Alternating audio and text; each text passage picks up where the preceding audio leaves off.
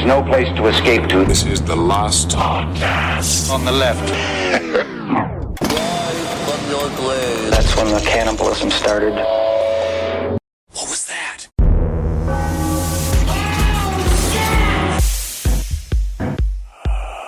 I appreciate how all the new true crime documentaries, they're trying to do more from the victim's perspective and tell the victim's story. I think it's interesting. And every one of these new documentaries, always, absolutely, of course, though, is that like, Courtney, love to laugh. Courtney, you'd always find her with a packet of peanuts. Oh, sure. She's literally an angel. And just one time, I want to hear this being like, Rodney Smith, victim number 1.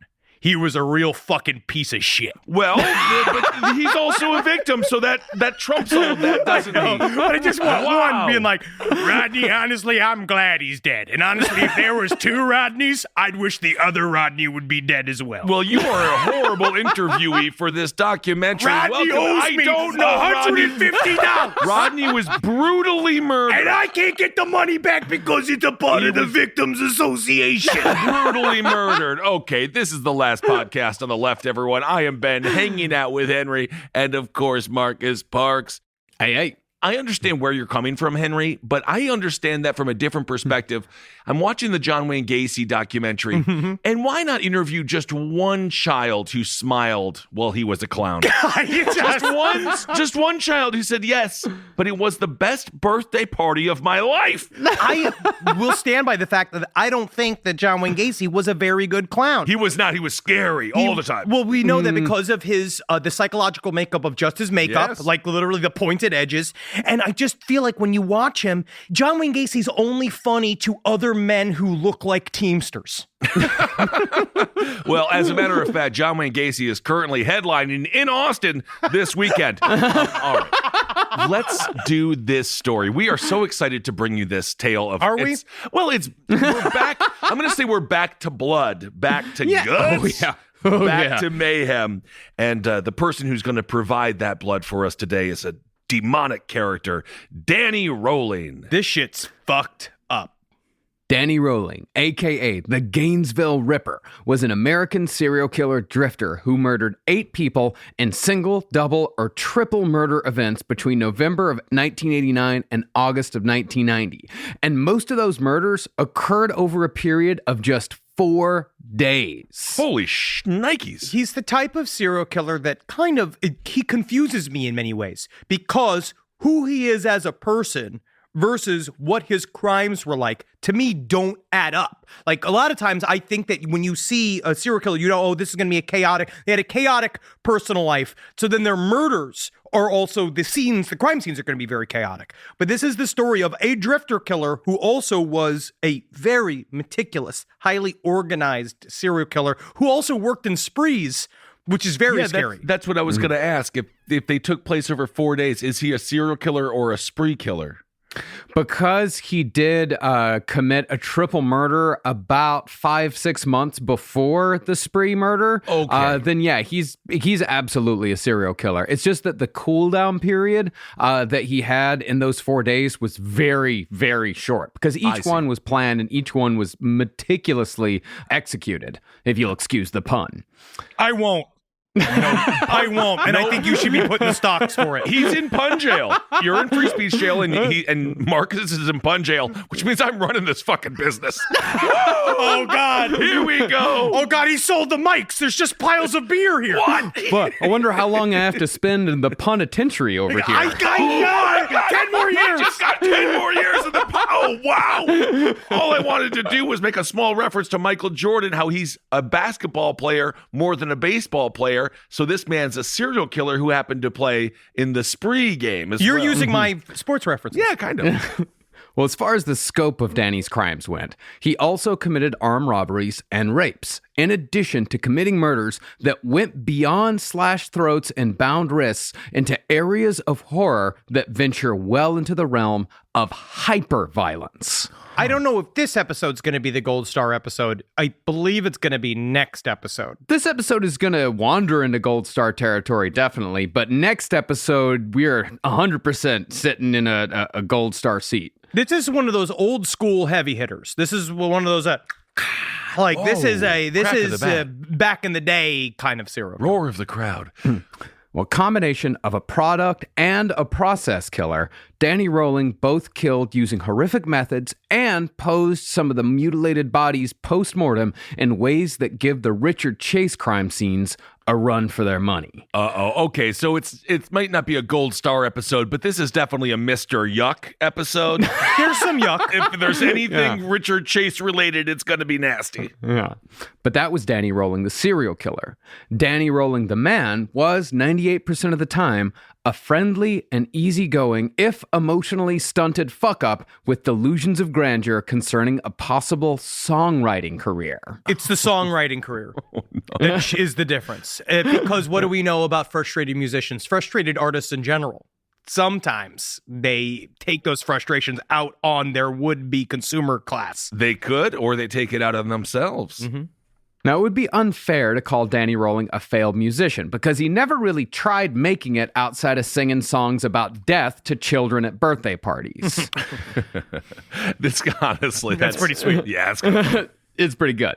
But while his songs are better than, say, Charles Manson's songs, when it comes to technical ability, they just don't have the same zazz. Because Manson did have a weird star quality about him. You know, did. He'd go into parties, he's like, I can talk sideways. Do you want to see what it's like? Yaki, yaki, yaki, yaki. And they're all like, there's something about this guy.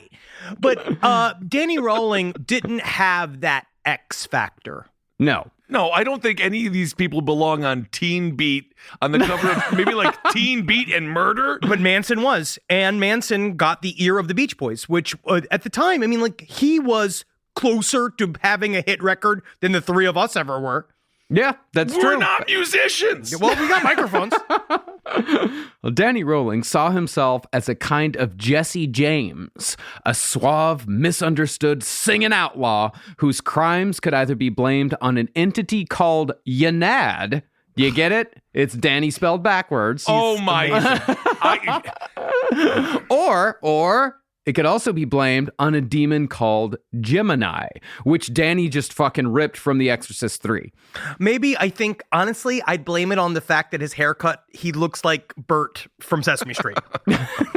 He has that weird, what's about serial killers and having a haircut where all of your hair is piled in a little, like, circle on the very top of your head.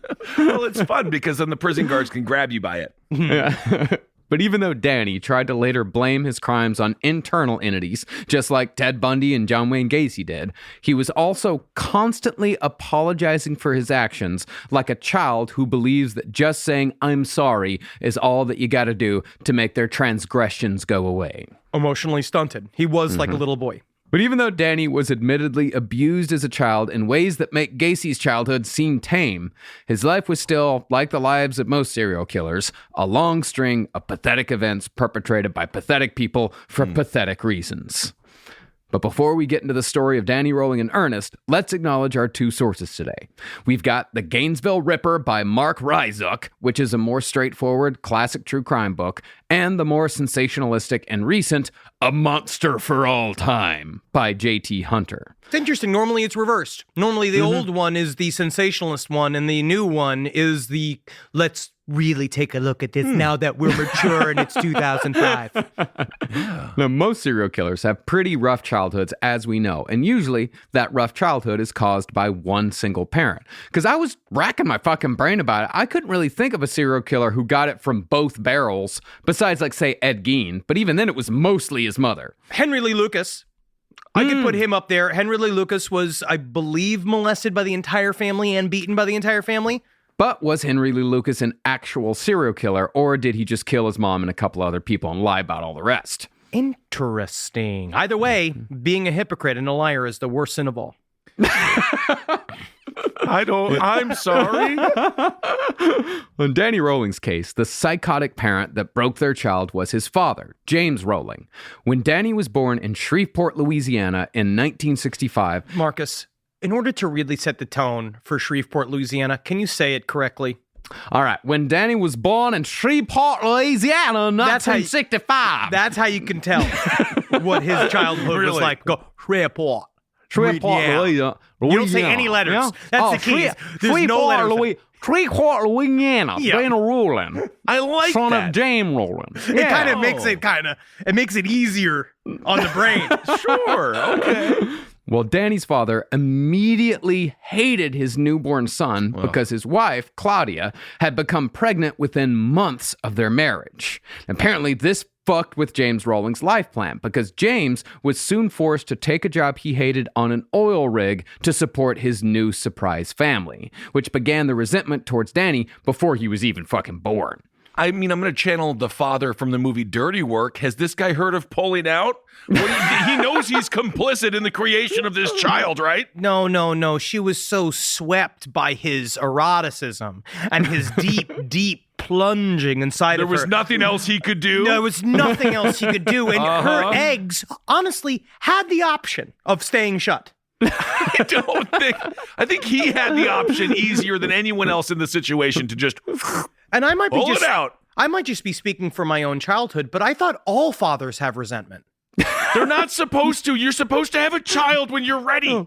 No, my weird. father loved me very much and still does to Disgusting. this day. You fucking weakling. There's a lot of good parents out there who planned to have children. Yeah. And even unplanned, all of those babies are loved as well.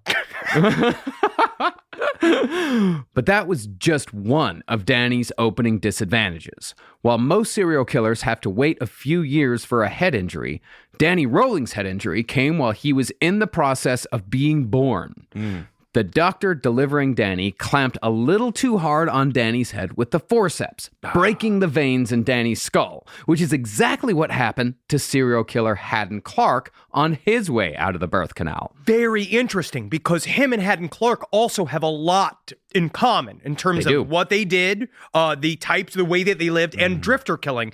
And also, his mother was severely abused while she was pregnant with him because of his anger that he had towards having a new family coming in.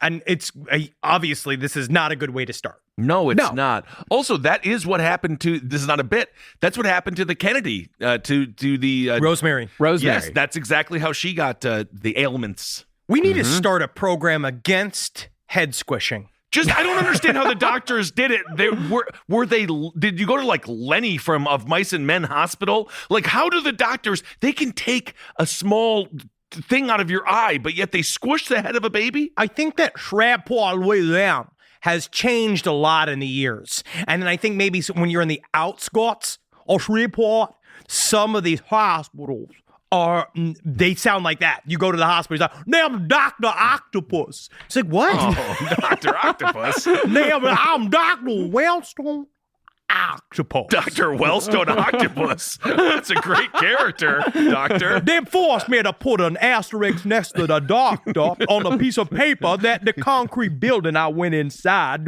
told me I was a baby doctor. I'm happy this is working out. As Henry just mentioned, I mean, James Rowling did severely beat his wife while she was pregnant with Danny Rowling. He choked her and threw her down a flight of stairs, presumably in an attempt to force an abortion. Once Danny was born, though, his mere presence enraged James Rowling.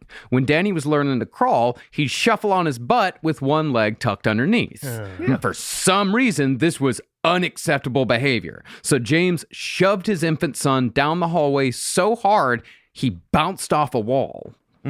Just to stop this weird butt shuffle. It's kind of yeah. it's similar in a way to John Wayne Gacy, where his father looked at him as a boy and he viewed his boy as being effeminate, and so he decided to beat the effeminate out of him, and that doesn't seem to work. Be very careful following cultural norms. Just love your kid. Yeah, you can just like your kid. Just let them be. Let them shuffle on They their just butt. Who gives a that's just shit? how they crawl. That's This just is what they why do. there's a fine line between absent parenting and just having a little Coors Light and watching your kid play. You know, just like have it, like, you know, relax a little bit. Relax a little bit.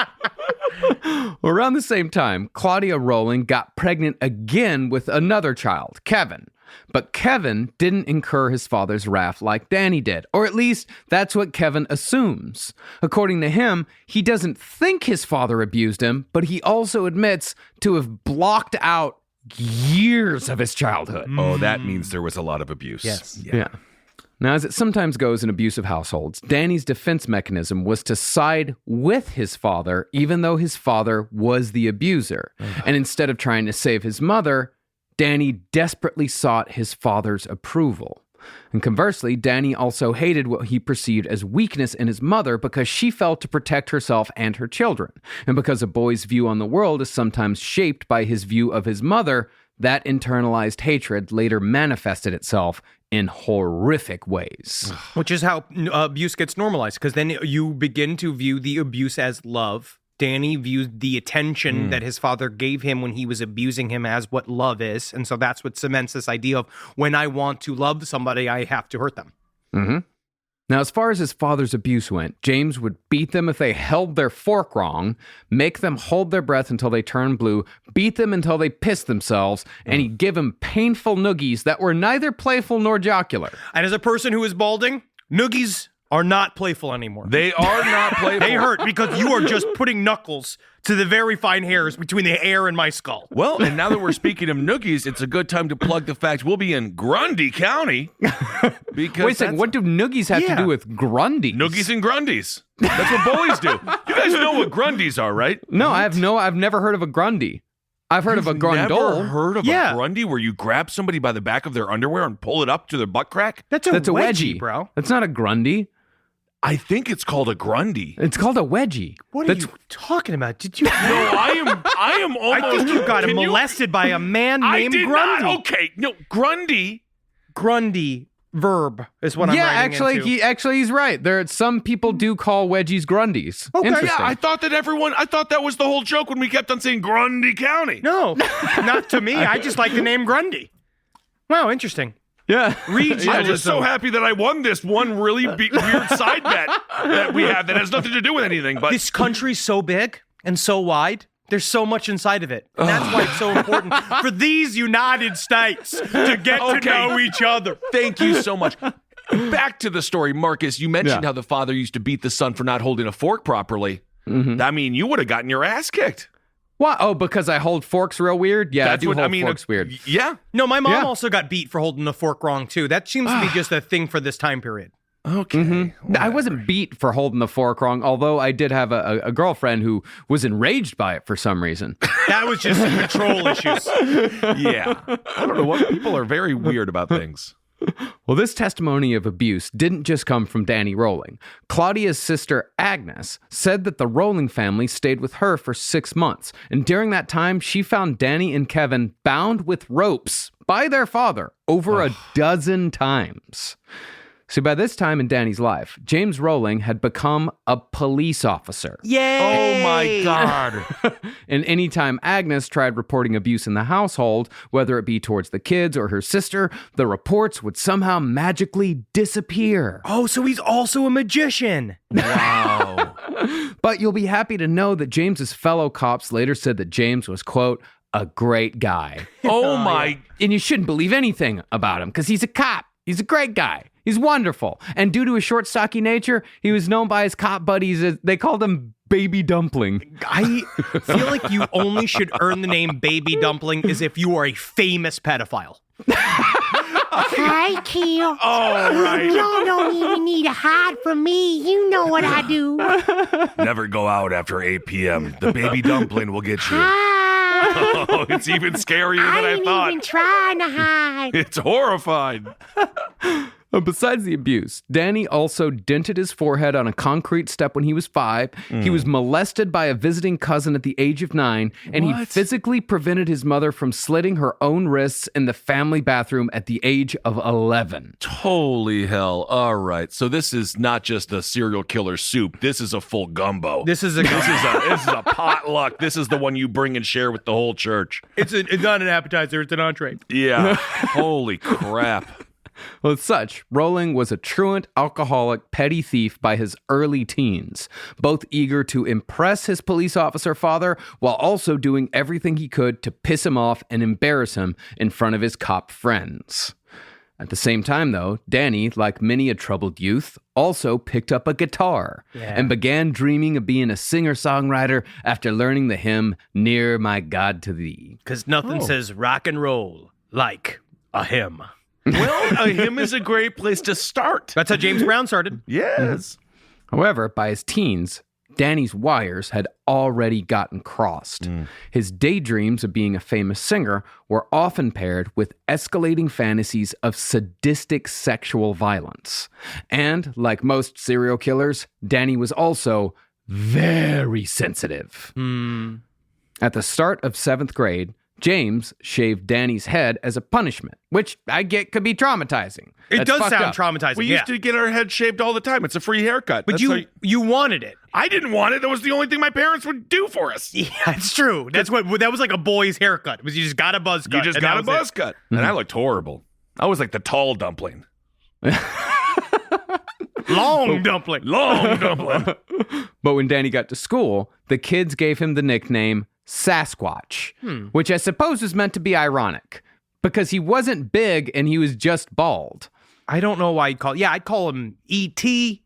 I'd call him the bowling pin. Son of Little Dumpling. Son of Little Dumpling. Dumpling. Son of Baby Dumpling. And it's just, you go to school, you got a bald head, and there's that big dumpling man outside going, Hi, bring your friends outside. Okay. Bring them to my birthday party. It's just me, no pants. All right.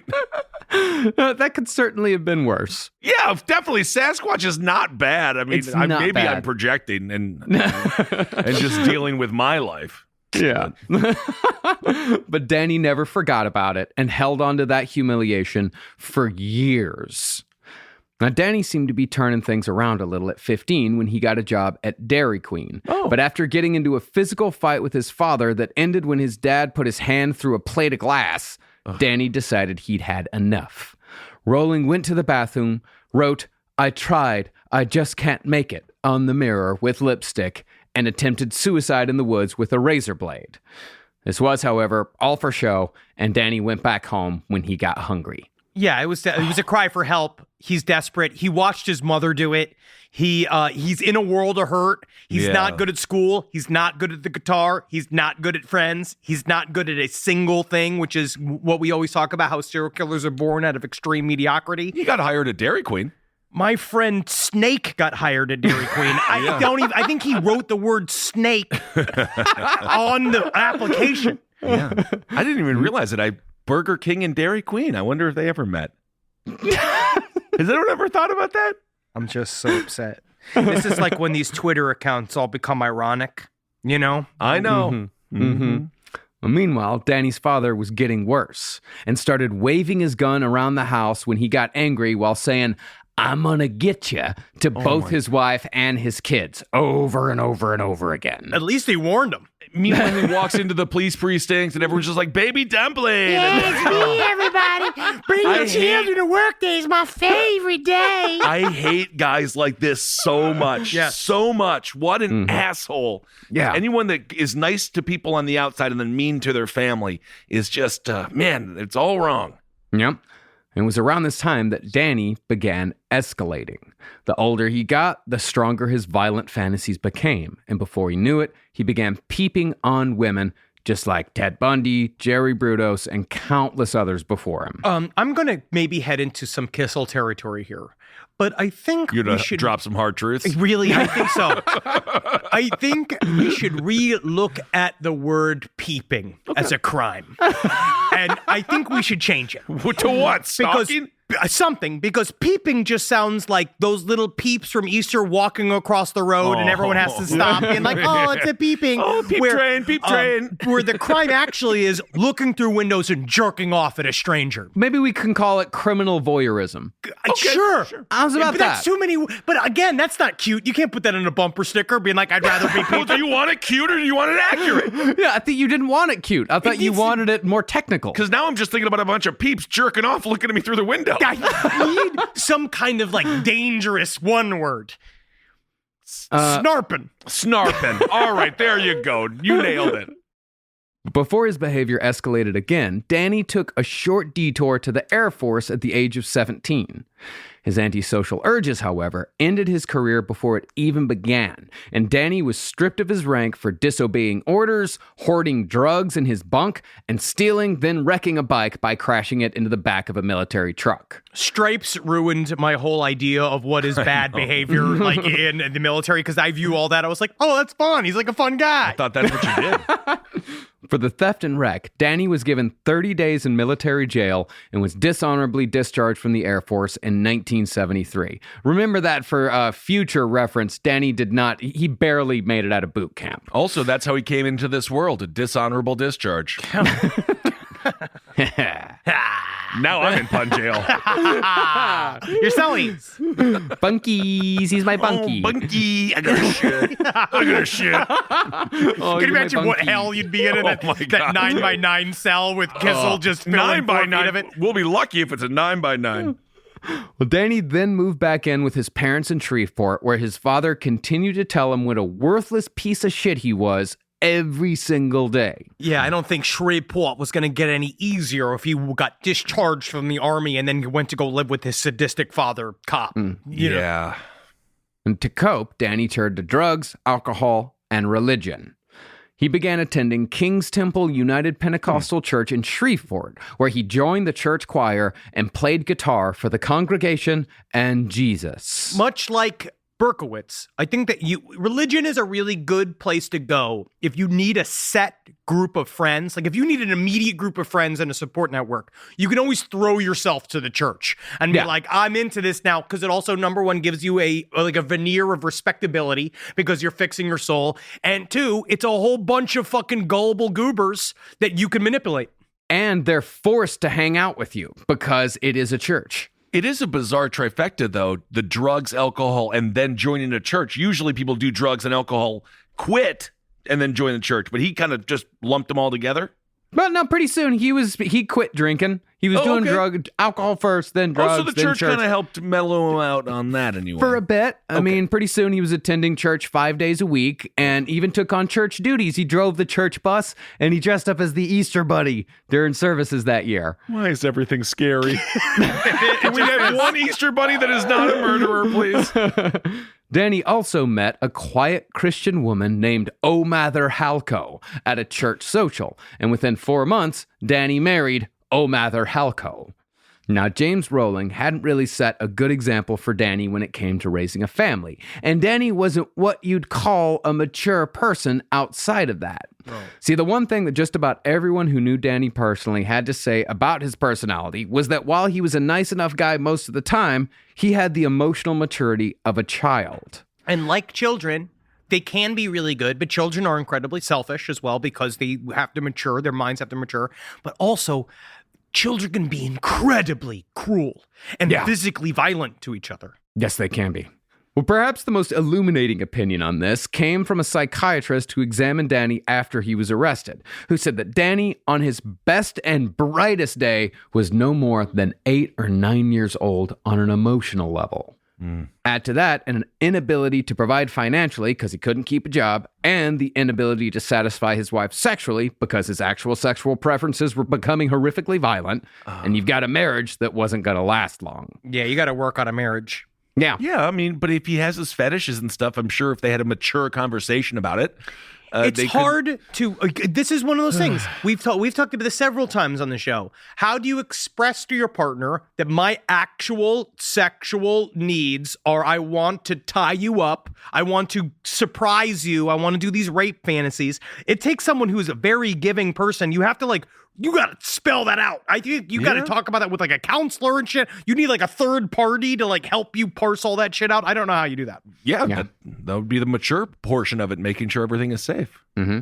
See, within months of marrying, O Mather was pregnant with Danny's child, but instead of stepping up, Danny started drinking again and got caught criminally voyeuring. Oh, I thought it was called snarping. Snarping. Oh, snarping, excuse me.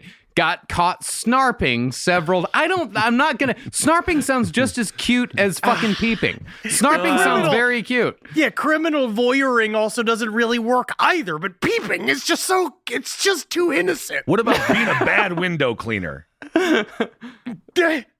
Windowing. Windowing. That's good.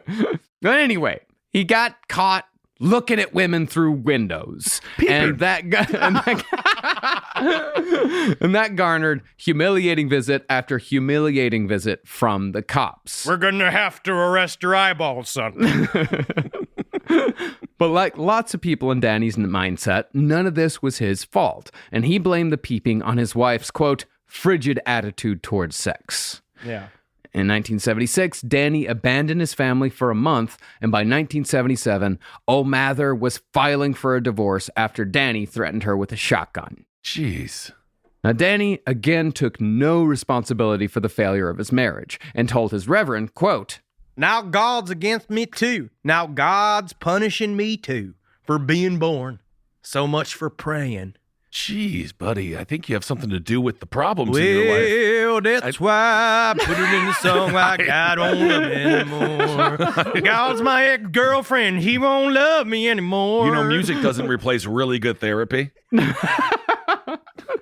Well, after seemingly resigning himself to his fate, Danny stole his dad's revolver and drove out to the woods to kill himself.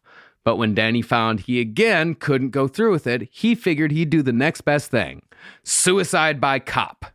That's the way to go. So what, he's going to be shot by his own dad? Well, that's the thing. Pinnacle of revenge. Yeah, I mean, that was kind of my reading on it, is that, he thought he'd go out, brazenly rob a couple of stores with reckless abandon, and then eventually a cop would put a bullet in his brain, and if he was super lucky, then it'd be his father who put him down. And then it would totally fuck up his dad. At least that's my read. This is the beginning of the Danny Rowling inner mythos. Yeah. Where he wants to portray himself and become, in his own way, an Old West outlaw. Like, he wants to be the real deal. He wants to be a child. He used to be a child, but he was born a child, but he needed to be an adult real early because he had to go out there and he'd drift from town to town. He'd make love here and there, but every once in a while, you got to steal from a bank to get enough corn to make your rucksack full. Right. At the same time, Danny would also cause chaos, hurt others, and spread around a bit of the anger that he was constantly feeling. But while he was turning fully to a life of crime, Danny was also bringing his violent sexual fantasies into reality. See, most serial killers begin moving into the realm of murder following a disappointing life event. And it seems like process killers like Danny Rowling are much more motivated by, quote, showing the world a thing or two than product killers like Dennis Nilsen or Jeffrey Dahmer. But later on, Danny Rowling would become weirdly a product killer. But it does come from that perspective where it is not about spending time with a corpse and ownership over a corpse, which is like Jeffrey Dahmer, Dennis Nilsen, the idea of like, I finally can make a partner who can never leave style, where his was about showing the world my rage, making them feel my rage, especially cops. Yeah. So maybe like a 1/10 Pensrum? 1/10 Pensrum. All serial killers are at least a 10th Pensrum. Okay. And so, in 1979, just after being served his divorce papers, Danny broke into a woman's house in Shreveport in the middle of the night and raped her, although he stopped short of committing murder. Now, Danny was a truly pathetic figure on the criminal scene. While he liked to think of himself as the title character in the outlaw Josie Wales, he ended every armed robbery with a seemingly heartfelt apology, as if that made everything okay. In his first robbery, Rowling held up a 7-Eleven, but after being handed the till's entire take of $11, Danny handed it back and said it wasn't worth keeping. But over the next month, Danny's crime spree would show increasing returns. A liquor store robbery netted $200, while twin robberies of 2 Winn-Dixies in Montgomery, Alabama and Columbus, Georgia gained Danny almost $2,000 total, and he'd done it all with his cop father's stolen revolver. Symbolism! Wow, leave the Winn-Dixie alone. That's my parents' favorite grocery store. They love the Winn-Dixie. I couldn't get hired at Winn-Dixie because I failed the drug test. And then I got hired at the video store and everything was better. It was from the one time I smoked weed. You didn't have enough drugs in your system. That's They couldn't hire you. right. Arkansas. Boy, wouldn't that great? Yeah, see, I actually got hired at the Lawrence Brothers grocery store in Stamford, and I just barely got under the line of the drug test. I was really worried that I was going to fail the drug test, but I don't think they ever sent my piss away. I think they just hired me because they were tired. They probably just just sent it to one guy who just slams it down and be like, you'll be a good employee. it's a pass. Also, I had this robbery, the same style of robbery happened to me. I remember when I was mugged for the second time, and the man realized just how little money I had when I showed him that I had $3 in my wallet and I had a Discman. And then he asked me for my cigarettes, and then he opened up my cigarette pack and he took a couple out and then threw the pack at me and then left me alone. Yeah, people aren't walking around with that much money. Sometimes they do, but you got to look at how they dress and see, because I was Maybe. not dressed like a man who had cash on him. So to get a little serious, truthfully, so he committed this horrible sexual assault, broke into this woman's house, and then he started robbing. Isn't the inverse usually true, where they start with the smaller crimes and then get to the massive, horrible crime? Snarping of what he leads did? to a sexual assault. The sexual assault, the thrill of that, as probably a mirror to the same thrill that he gets from bank robbery, because but also bank robbery has a practical need for him, where bank robbery he views, because he's formulating himself in the idea of an outlaw, the bank robbery is supposed to be his money jobs. That's where shit isn't personal. But when he is snarping, that's when it gets personal. Okay, so they kind of ran concurrent. Yeah. But Danny never found that bullet that he was hoping for, and he was arrested after some witnesses saw him scampering into the woods after a robbery.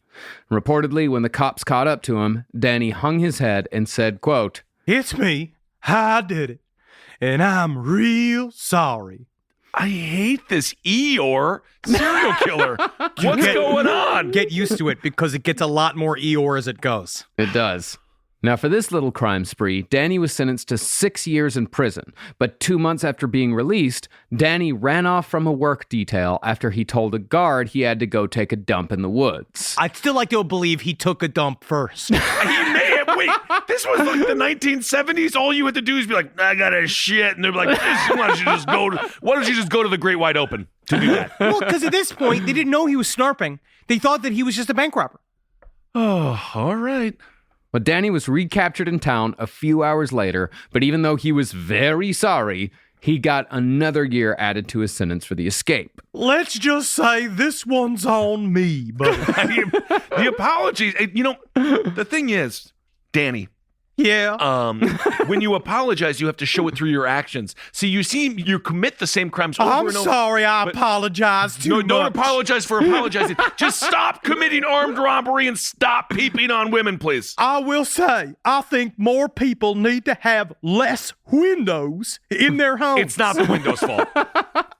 He then tried escaping again not too long after, but when the guard Danny tried overpowering tapped on his knowledge of Taekwondo, Danny got whacked in the nuts so hard that he suffered from a torn testicle for the rest of his life. God. Now I gotta sit sideways. That's what they'll call me. The sideways robber. Because of my diagonal balls. Yeah, and your love of wine. Before long, though, Danny escaped yet another work detail after he was transferred to a prison in Alabama, and he spent a few nights at a nearby tent revival meeting listening to sermons before authorities tracked him down. Now, like many prisoners, Danny was given a psychological evaluation, which found that he, among other things, suffered from antisocial personality disorder, had deeply ambivalent feelings about his mother, and both idolized and deeply hated his father. Uh-oh. But even so, Danny was released from prison in 1984 and moved back in with his parents in Shreveport. While there, a neighbor named Gary Flowers remembered Danny jogging down the street carrying a log across his shoulders while inexplicably dressed up as Rambo. Serial killers are like this. This is a thing that, maybe not just serial killers. There's something about this stripe of douchebag that serves 19 months. What was it, 19 months that he was in the army or in the armed forces? If that. And it was Air Force. It wasn't even the Army. It was the fucking Air. It wasn't even the Marines. It was just the Air Force. You're just a glorified janitor for the country, for the state. I'm sure he didn't see any combat. But these guys take this little kernel of authority and blow it out. It's because they're desperate for identity. I think that there is a search for who am I? What is my role in life? That's why I think all of him running to church and all that kind of shit is very empty. I think it is him just trying to find a place where he can just fit in a way. Like he has no personal stakes in any one of these games. But the Rambo thing gives him weird personal agency because Rambo also was one man against that town. And if you watch that first Rambo, he's a terrorist technically. But the first one, but he was a man that was abandoned by his country. I agree with him, but he's also a terrorist. But he's dressing Rambo 2, Rambo 3. Like it's the red headband. It's the older brother from Goonies. But he wasn't cut like Sly was. No, he was not. He was Junior Dumpling. Yeah, he's Junior. Yeah, he's the son of Baby Dumpling. Well, perhaps it was his odd appearance that attracted the neighborhood children. And before long, Danny was teaching the kids how to lift weights while he sang them his emo singer-songwriter compositions in his backyard. I like to watch your little Bobby going to that chess machine. I like to watch what you're doing because it make you big and mean.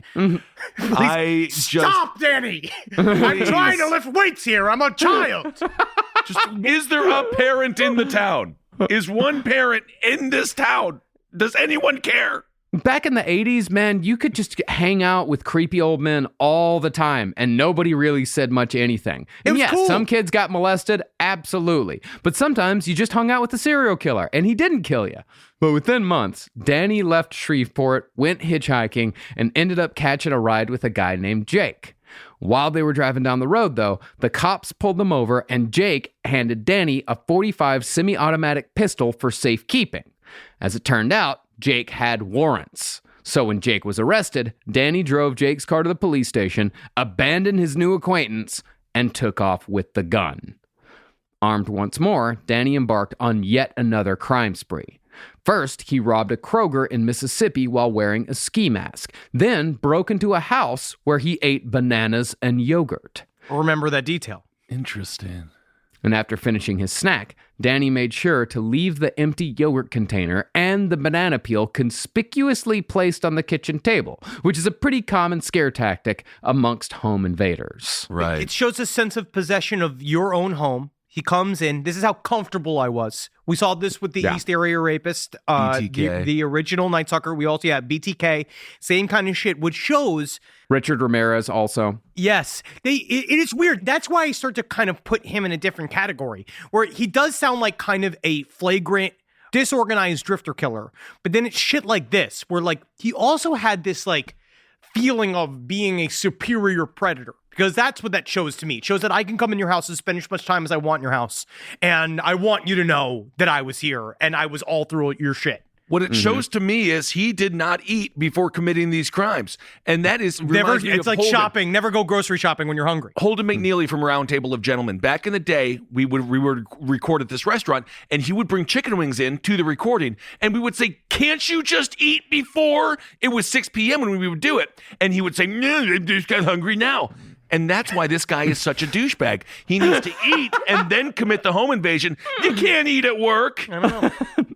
However, it's not like the banana and yogurt family wouldn't have noticed someone had been in their home, because Danny also stole their car after ferreting out the keys. But Danny was soon pulled over for driving erratically and was arrested for grand larceny and armed robbery after cops found the ski mask he used to rob the Kroger on the stolen car's passenger seat. Once again, Danny was very sorry for what he'd done, but this time he had a possible, if overly dramatic, solution. Reportedly, he told his lawyer, quote, I know I did wrong, and like I said, I'm sorry. But instead of going back to jail, listen to this. This is my pitch. Do you have a different idea? Yeah. Could I just have my hands cut off? Then I wouldn't be able to do any more bad things, because no one's ever heard of a foot robber. You know, in a very strange way, we can do that for you. Actually, it would actually be worse. I could use my hands because I'm a professional guitar player. Yeah, that would be hard for you. So maybe we could just have my dick split in two or something. I don't know. You're the lawyer. Well, you're coming up with the suggestions here. Now, the judge didn't go for the hand solution, and Danny pleaded guilty. But just before sentencing, Danny shaved off all of the hair on his head, including his eyebrows, in a misguided attempt to, quote, clean up his image. People forget that Lex Luthor was also a billionaire. And that's very true. He was successful in business. He shaved off all of his hair and his eyebrows. But then the worst thing he did was tear up the picture of the Pope. I can't believe he did that. That is a Sinead O'Connor reference. And we hope she's doing okay because she has mental health issues and we hope her the best. Always wish her the best. Nothing compares to you. That was a wonderful cover of that Prince song. Oh, crap. Oh, I didn't know that was a cover. Yeah, that's a Prince song, yeah. But she really made it her own, didn't she? It's kind of like All Along the Watchtower. That's Jimmy's song now, you know. But Bobby even said that. Yeah, Bobby but Dylan. That's what I've been calling. I've been calling him Bobby Yeah. more often. Bobby. Yeah, you guys are close? Yep. The hairlessness, however, did nothing to convince the judge that Danny was a changed man, and Rowling was sentenced to 15 years in prison for his latest crime spree. Okay. 3 years later, though, Danny was paroled, and he moved back in with his parents in Shreveport, having had no place else to go. There, his dad continued calling him a piece of shit, and Danny resumed his neighborhood Rambo routine. Fuck you, Dad. I'm going to the forest to start my militia. Okay. Eventually, Danny got a job at a convenience store, which he quickly lost, and that was followed by short stints at Circle K, Walmart, and the Sizzler. But Danny couldn't keep a job to save his life. And honestly, you could be a waiter at the Sizzler if you have an open fucking head wound. There is no way. How do you get fired I thought it was from the both. Sizzler? It's mostly buffet. Yeah, it's mostly buffet. You just have to maybe Anybody who grab gets the cups. entrees at Sizzler is a fucking psychopath. Yeah, absolutely. Always get the buffet. It's Ponderosa rules as What well. did you get? You're getting chained to a table? That's ridiculous. You got the buffet right there. That's freedom. I'm with you. But this is America. I could not agree with you more. Well, about the only job Danny could keep was an electrician gig set up by his friend Bunny Mills, who nonchalantly played guitar and had casual sex with Danny once a week, but thankfully came out of the whole thing unscathed. It's about the guitar. It might be.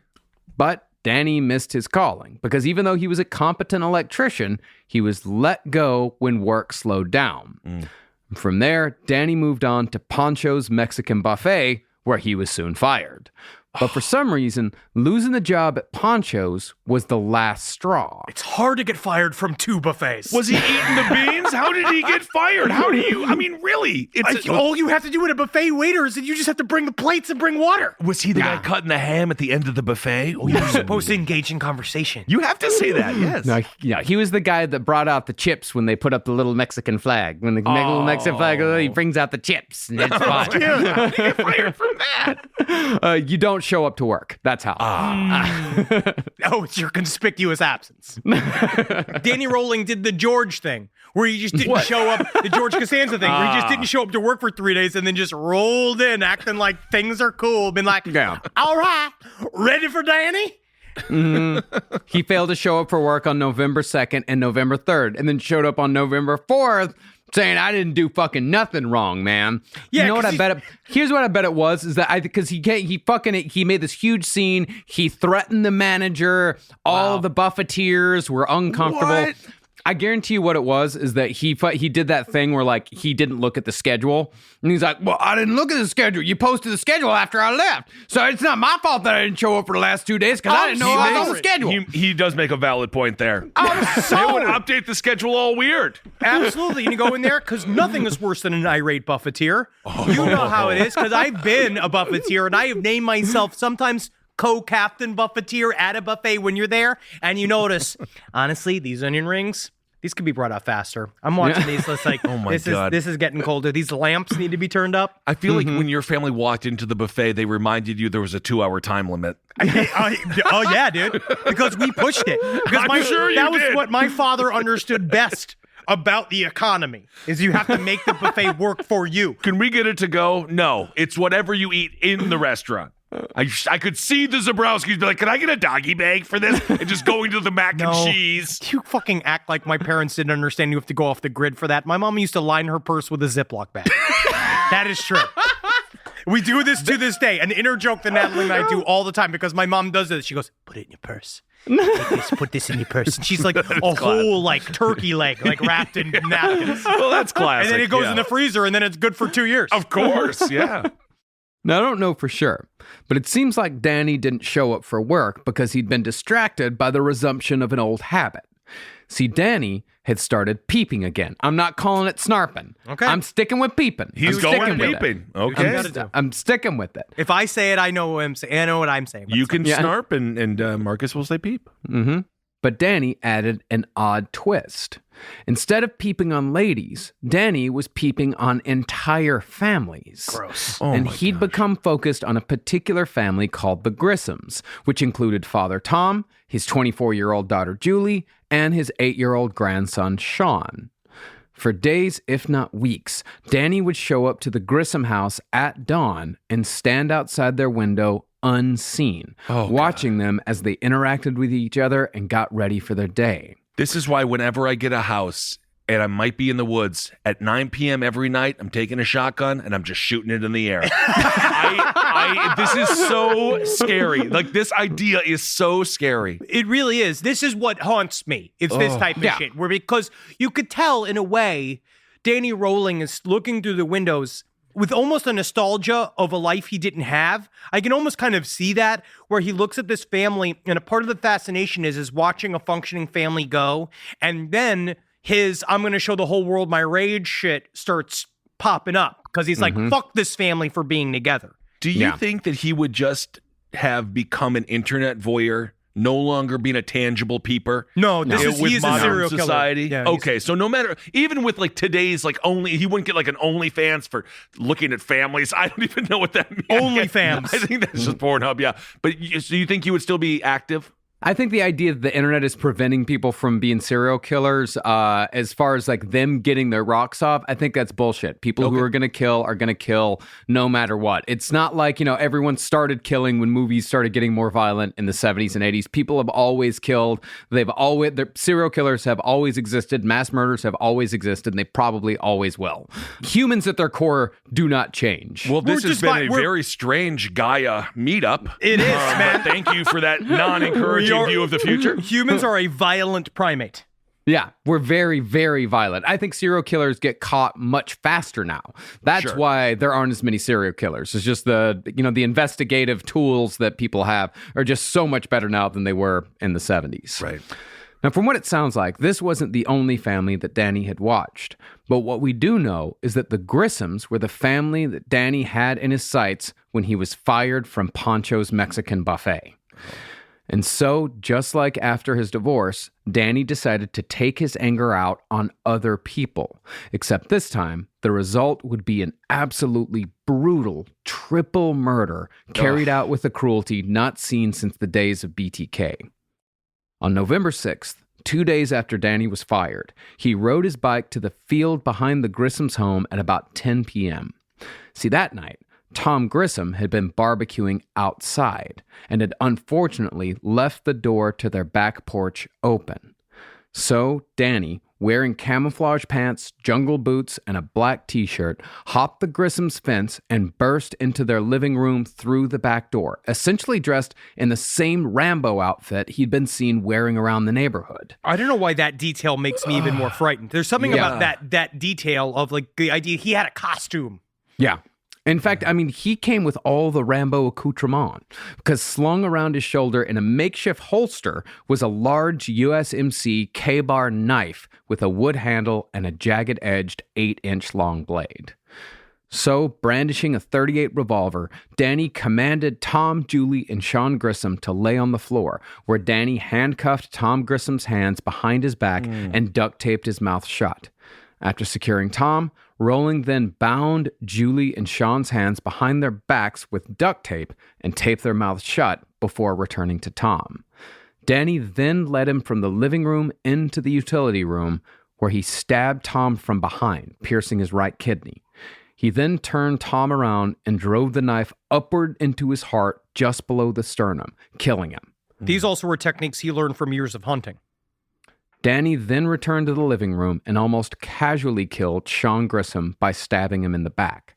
And as Sean bled out on the floor, Danny led Sean's mother into the bathroom, where he raped her on the sink countertop.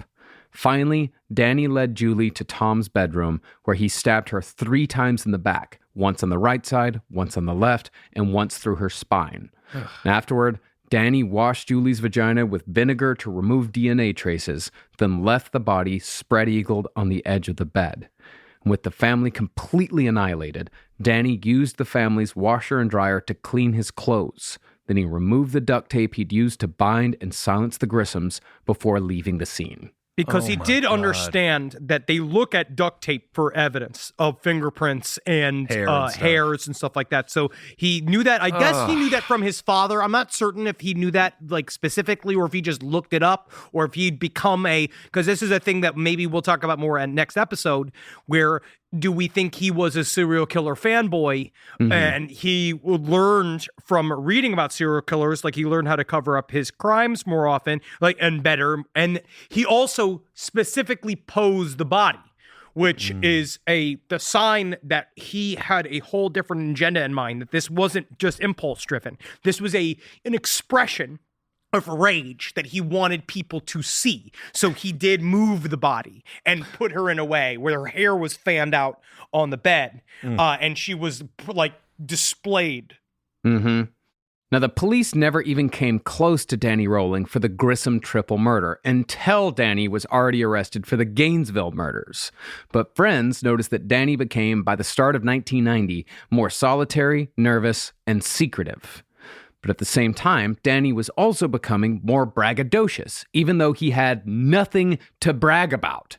He'd hang out every night at the Superior Bar and Grill in Shreveport, bragging that he was going to break big as a songwriter, even though the manager at the Superior wouldn't even let Danny set up for a show in the corner of the bar. Danny, I don't know how to tell you this, but you ran 20 minutes over the light last week. I had too much to say. You know my I'm Sorry song is 35 minutes long.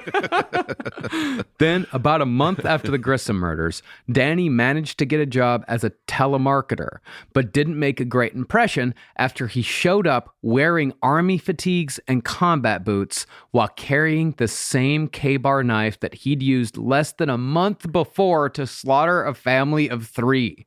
You should never be a regular at your local army surplus store. They should know you by sight. No. You have to hide certain things. You should go there when you have like a Halloween costume and you need to find pants. And I'm not, of course, this is not a defense of Danny Rawling, but it is a telemarketing job. They can't see you. So can't you just dress however you want? It's about an office culture, I think. He came in, did he come with a knife? He came in with an 8-inch blade in his, like, a holster that he made himself. Technically, that would have only been mildly acceptable at Poncho's Mexican Buffet because at least that's food service. But in Shreveport, can't you sign up for like one of those kind of like emotional support knives? Yeah, you can actually have all of your limbs cut off and replaced with guns and knives. No, well, Danny soon got fired from the telemarketing job as well. He'd also made friends with a couple of retirees at the Superior Bar and Grill. Stephen and Louisa Clausen took a shine to Danny for one reason or another, and after he fixed the floodlights at their house, they all started hanging out. Sometimes a weird dude just starts hanging out your house for some reason, and you just don't know how you've become best friends. And you got to figure out, being like, well, I guess you're my family now? I guess. Yeah.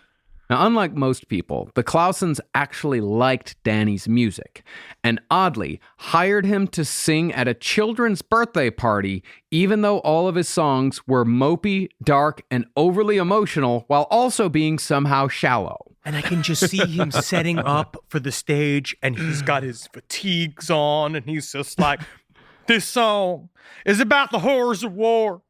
As all of these children just watch him. In fact, Danny was so emotional about his music that he took great offense at said children's birthday party when only the kids were paying attention, because Danny expected everyone at the party to drop everything they were doing and quietly enjoy the rolling vibes. Bullets are the worst kind of bird. Now, Danny had kept his darker impulses under control in the months after murdering the Grissom family. But on April 27th, 1990, Rolling almost died in a car accident, but came away instead with yet another nasty head injury. While driving through a freak storm, Danny's car hydroplaned, and at the same time, a gust of tornado-force wind propelled the car 12 feet into the air where it smashed into the top of a telephone pole. And because Danny wasn't really a seatbelt guy, he flew out of the car and landed on his head. And after recovering, Danny resumed peeping, and before long, he was breaking into homes to rape women, escalating more and more each time back towards murder. But in May of 1990, the world was almost spared the worst of Danny's crimes when Danny was almost put away for attempting to murder his own father. Now, the fight started, as it usually did, with something terribly small. See, Danny had just arrived back at his parents' house after a night at the Superior Bar and Grill, and James started screaming at Danny to roll up the goddamn windows on his car because it was raining. But Danny said he didn't need to roll up his windows because the car was parked under an awning. It's under an awning, Dad. All right, yeah, I'm 36 years old. And I am a full-grown, balding man. But you will not tell me to close the windows of my car if I don't need to, Daddy. Wow. Then Danny put his shoe on a bench in the kitchen to tie his laces. That escalated things even further. And Danny said, quote, I got my foot on the bench, old man. What are you gonna do about it? And that's when the guns came out. Oh, my goodness. Both men pulled out their revolvers. I shoot you. I shoot you. What? And after several warning shots were fired, James Rowling declared that he was going to kill this whole goddamned family once and for all. Oh. But instead of killing his family, James Rowling simply locked himself in the kitchen. Danny, not satisfied with this conclusion, he kicked down the door, fired his .38 twice, and hit his father in the stomach and right between the eyes. Dang. And when Danny's mother walked into the room, she found her eldest son kicking her husband's badly wounded body, saying, "Lord, forgive me," over and over again. Danny then ran off and disappeared. I'm going to the woods. Wow, back to the woods to take another shit. I can just see him like running through all the leaves. Oh, the trees. They accept my apologies. Oh my God. Father didn't die, though. How not? Absolutely survived. I would imagine he probably, the .38 glanced off of his forehead. Something happened. Okay. Something happened, but yeah, he didn't die. Now, Danny ran away thinking that he'd murdered his father, but instead of hitting the road immediately, Rowling showed up at Stephen and Louisa Clausen's house, dressed in his standard Rambo uniform and brandishing his K-bar knife. But instead of just knocking on the door and asking for help, Danny broke into his friend's house through the back door and surprised them as they were in bed watching TV at the end of a long day. Danny then pointed his handgun at his two supposed friends and told them that he was in big trouble for shooting his father and all he needed was their money. Now, the Clausens sound like they're about the most patient people in the goddamn world because they spent the next 2 hours trying to calm Danny down. They kind of seem to know it, and they also weirdly reacted like they've had guns pointed at them before. That they're like comfortable with guns. Yeah, they like, came Danny, in and they're what like, are you doing? Danny, are we serious here, Danny? Meanwhile, full Rambo outfit, fucking 8-inch knife, just being like, I fucking killed tonight. I killed, and no one will accept my apology. Well, it does seem like you're not sorry. Again, actions. You have to change your actions. That's as good as an apology. I wrote it down. By the end of it, Stephen Clausen gave Danny $30 and Louisa sent him off with cookies and fruit. Oh. Danny then apologized for pulling the gun and for tracking mud on their carpet before he cried and left Shreveport forever. Oh my pathetic. God. Okay. And within weeks, Danny had robbed $1,600 from a supermarket in Kansas City and told the cashiers on the way out, quote, Thank you. God bless. Please pray for me. I need it. God damn, you're annoying, Danny. Then 2 weeks later, he returned to the same store to rob it again, but came away with nothing. Because the guy just... I'm just going to put this out there. This is a pre-sorry because I'm going to have to rob you again. Wow. Maybe don't rob me anymore. And from there, Danny floated around the Southeast for a small-time crime spree, robbing 2 Kansas City grocery stores and a Taco Bell before breaking into a home where he stole the ID of a man named Michael Kennedy. Danny then moved on to Sarasota, Florida, where he became Michael Kennedy for a time. Bought some glasses at LensCrafters. He ate out at Shoney's. He bought a bunch of gaudy jewelry from Tilden Ross Jewelers. Gold chain, but shitty ring. Yes, my name is Michael Kennedy. Michael Kennedy? Yeah, I got bad eyesight, that's for certain. I love a Salisbury So steak. you say your name is Michael. Yep. So Well, if who? Michael Kennedy, Where is he? and it's you. Whoa. If I scream like, "Hey, Danny," Yep. okay. So you're Danny. No. Thank you, Michael. I'm sorry for taking the driver's license. It's fine. I'm just gonna need it back. I'm Michael. Danny also began telling stories to everyone he met, claiming that he was a Vietnam War veteran who owned a trucking company in Kansas City and had also just sold a song for $10,000. If only. But you know what's funny? His lies of ambition are modest. Yeah, I Yeah. mean, Where it's like, that's okay, a lot of people were in Vietnam. A lot of people run construction companies. He's still in front of you. So his lies can't be that big. He can't be Right. like, I'm a professional basketball player. Right. But at the same time, Danny was building up to something terrible, and he knew it.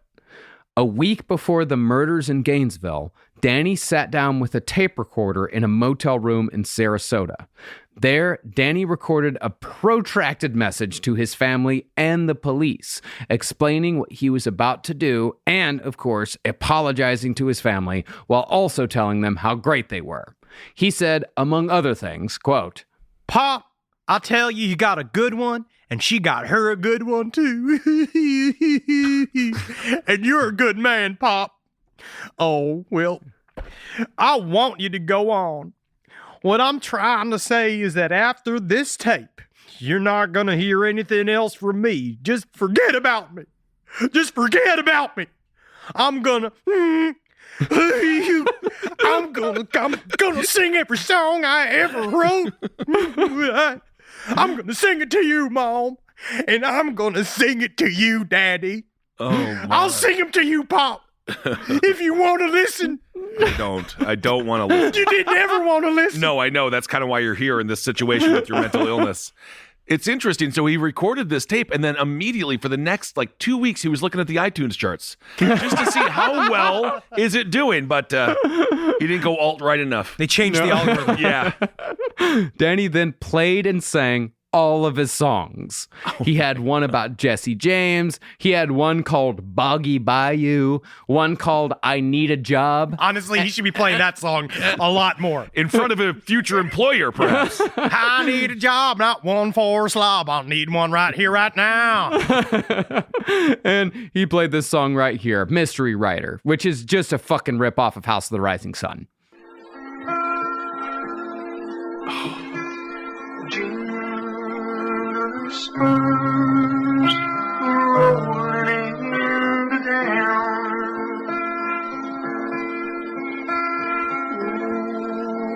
Black stallion, you bring a grim reaper. Dressed in snake hide, worn black leather.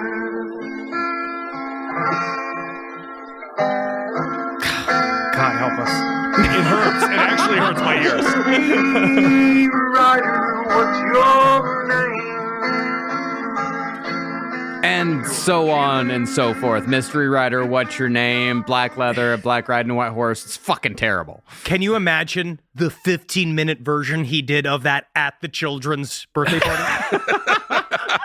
Wow. He seems like the kind of guy who really takes that song super seriously. Very serious. But man. the one that's like, you don't know what it's like. Be a bad man. Like he is, because I just pictured that's the soundtrack in his head as he runs dude. with the log in army fatigue. No one will ever know him. No one will. He's too mysterious. He's too intense. He's too real. Also- They'll never get to know his passion. You can just see the poor guy in the hotel room next to him, just with his eyes bugged out, just be like, I need to fucking sleep, man. Honestly, How am I going to get Becky back, man? I smoked too much crack for this song to be my soundtrack right Bro, now. shut up, dude.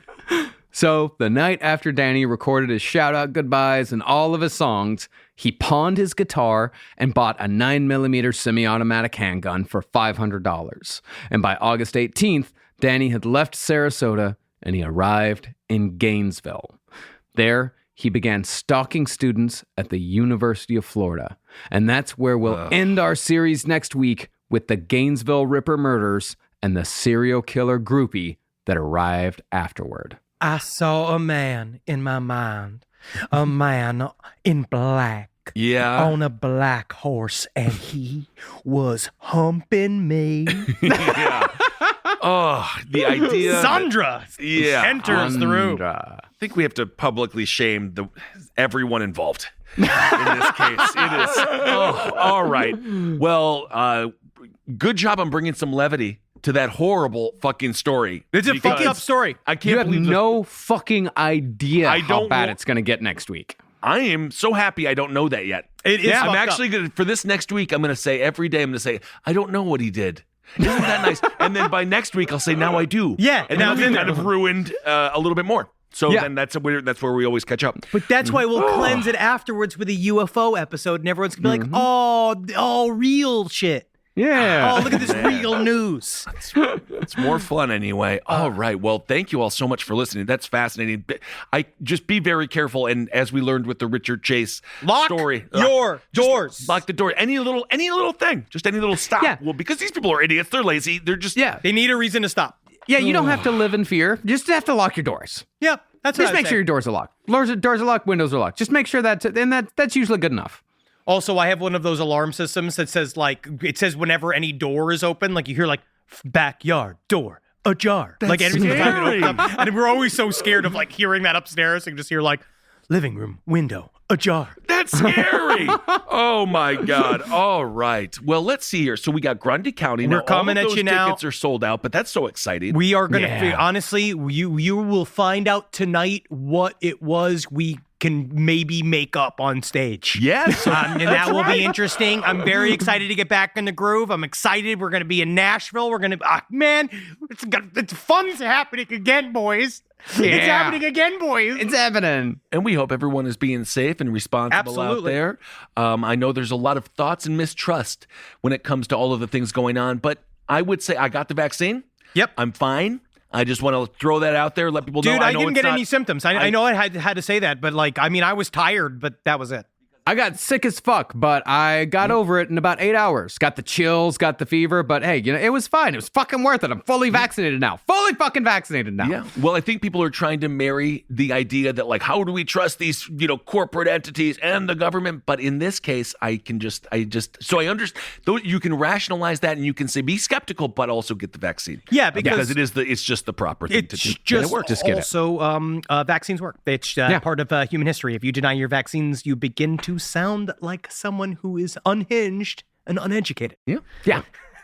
All right, everyone. Well, thank you all so much for listening. Hope everyone is being safe. And anything else? Keep on supporting all the shows here on the Last Podcast Network. Yeah, do you listen to No Dogs in Space? We're 4 parts into a 6-part series on the Beastie Boys. Right now is the perfect time to get into it. And we got 2 episodes left of Dunecast, Great. D&D Dives Dune, which I'm really excited to it's not that I'm excited to stop reading Dune. Seems I'm like you are. excited to read Dune for pleasure again. Yeah. Isn't that nice? And not have to orate all of your thoughts. But it's fun at the same time. It's getting down in the guts of Dune. And check out Abe Lincoln's Top Hat and, of course, all the other shows here. So, all right, everyone. Well, we love you very much. Hope you're hanging in there. And hail yourselves. Hail Satan. Helgeen. Magustalations. Hell me, you fucking pieces of fuck. Is it safe? Put your blinds down? But then you have to live in your own... we can't be scared either. Just lock your windows. Just lock your lock the windows. windows. Lock your windows and lock your doors. That's all you Especially really at need night. to do. and lick a knife. Lick a knife outside. Like, you look through your window. You peep the peeper. Also, have a grenade in your home, because if you do see the man, you can pull the pin, hold the grenade, being like, we'll both go, motherfucker. We'll both do this. Mutual destruction always wins. I love that. This show is made possible by listeners like you. Thanks to our ad sponsors, you can support our shows by supporting them. For more shows like the one you just listened to, go to lastpodcastnetwork.com.